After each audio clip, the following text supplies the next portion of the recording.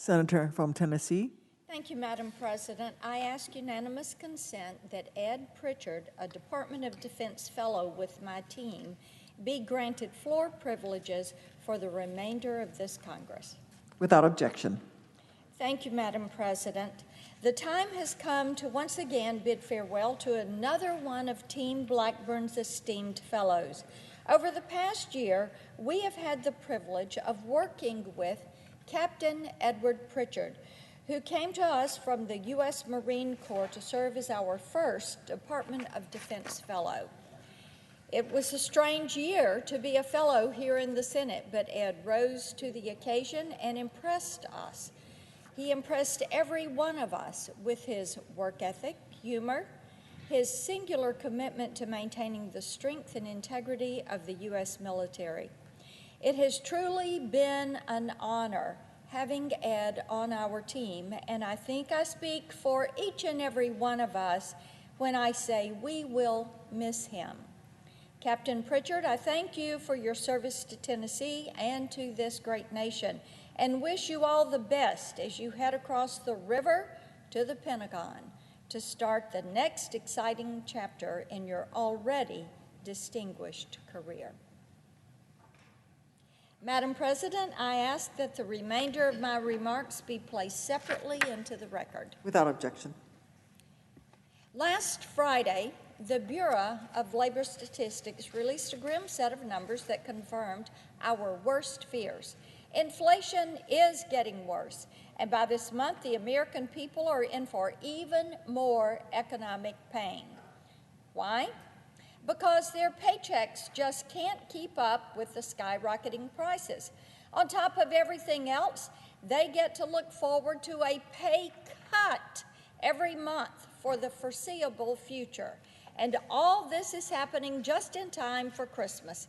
It's insult added to injury. Now, it would be bad enough if this economic nosedive would have happened no matter what the White House chose to do. But it would not have happened. It was totally preventable.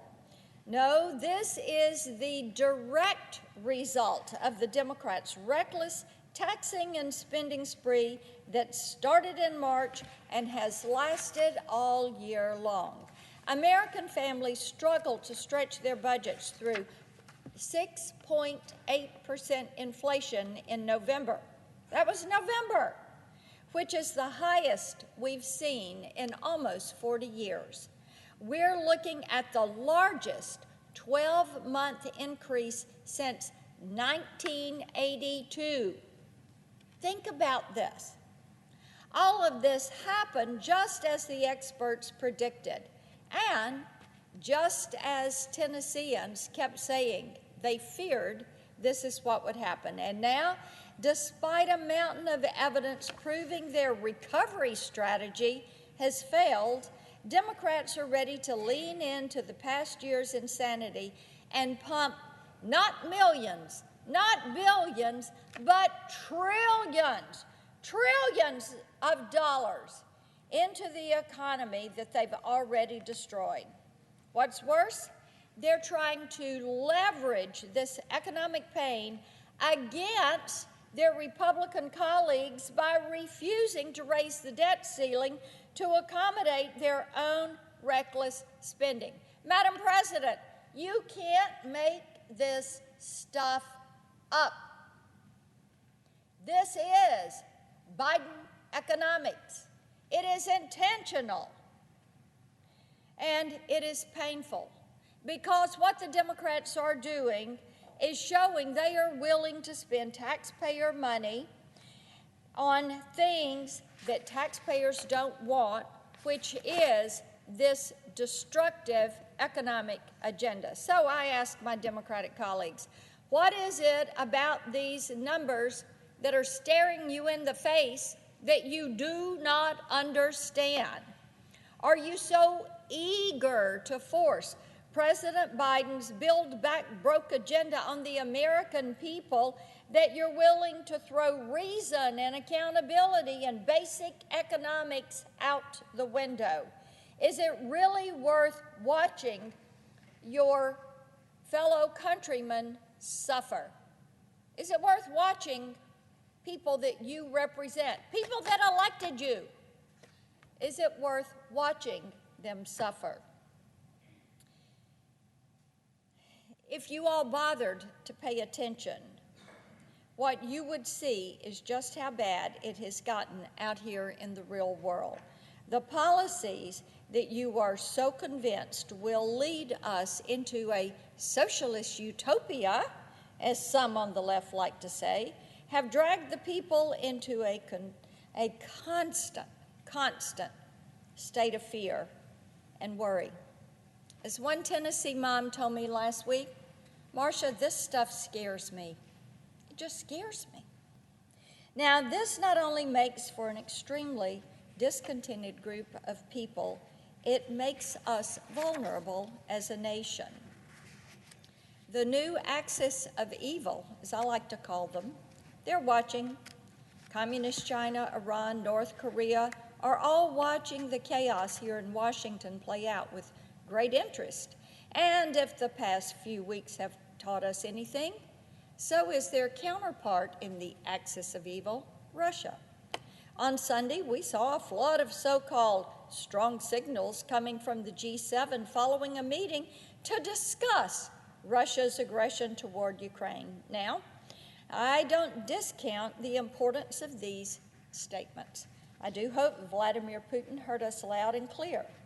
But I also know that statements mean nothing unless they come from a position of strength and unless they are accompanied by action. And right now, that's not what the Biden administration is projecting or doing. President Biden's refusal to lead by example is putting us in danger, and it's putting our partners in Kiev in danger. His administration has spent the past year throwing policy spaghetti against the wall, trying to get something to stick. The American people, of course, aren't interested in what he has to offer, but nevertheless, he persists, pivoting when he needs to recapture the mainstream media's attention. Meanwhile, over in Russia, Putin is enjoying every single minute of this. He's probably laughing. He knows he can be as belligerent as he pleases because his most powerful and lethal adversary is totally distracted. Today, I sent a letter to the White House asking them to clarify the spin they've been putting out on our posture concerning Ukraine. Here's the problem I'm trying to get to the bottom of. On December 9th, the Associated Press reported on a diplomatic phone call between Biden and the Ukrainian president. During the call, the White House allegedly made it clear that we support Ukrainian sovereignty. That's good.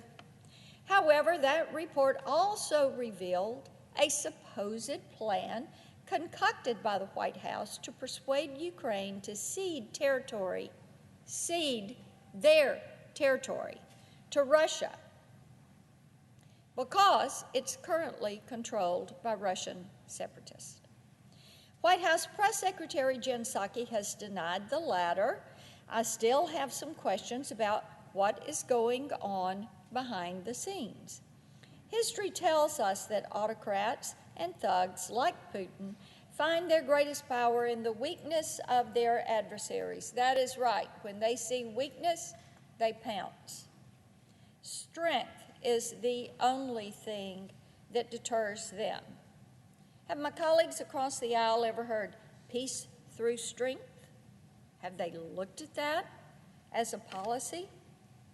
President Biden must summon the strength to stop playing political games for the cameras and confront this direct challenge to Ukraine's sovereignty.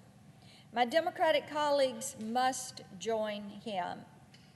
This will require more than strong words. It does require action. This year's yet-to-be-passed NDAA authorizes $75 million in lethal assistance to Ukraine. It is time to pass this bill, Madam President. And I would add that the fiscal year 2022 NDAA is the most bipartisan thing that has come out of this Senate all year. It's a no-brainer. Let's get this done. And not just for Ukraine, also the future of Western Europe. That is also at stake. The Biden administration must stand firm and reimpose meaningful sanctions on Nord Stream 2. This one pipeline will double the total capacity of Russian gas exports and hand even more economic leverage to the Kremlin. Why would we want to do that? Ukraine, on the other hand, will lose an estimated $3 billion each year in transit fees. Putin is weaponizing energy in Europe. Our partners in Ukraine are living under the constant threat of invasion, and the Biden administration is just sitting there and letting it happen. So here we are at the 11th hour. Christmas is coming, and we're still waiting for Biden and the Democrats to do the job the American people elected them to do. They have squandered an entire year trying to conjure up support for their disastrous socialist agenda.